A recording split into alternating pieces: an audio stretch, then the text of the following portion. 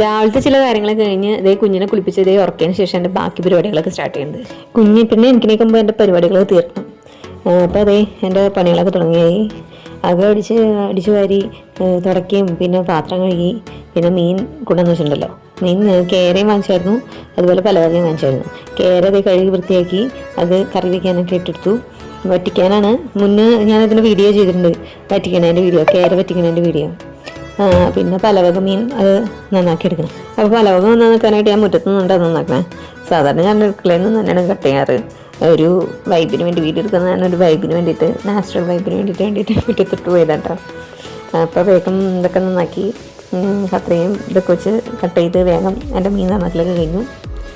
പിന്നെ അത് വറക്കാൻ വേണ്ടിയിട്ട് പറ്റി വെച്ച് പിന്നെ വറുത്തു. ഇപ്പുറത്തെ സൈഡിൽ എൻ്റെ മീൻകറി റെഡി ആയിക്കൊണ്ടിരിക്കുകയാണ്. ഇനി തോരൻ വയ്ക്കാൻ വേണമല്ലേ. അപ്പോൾ ഞാൻ നേരെ മുകളിലേക്ക് പോയി.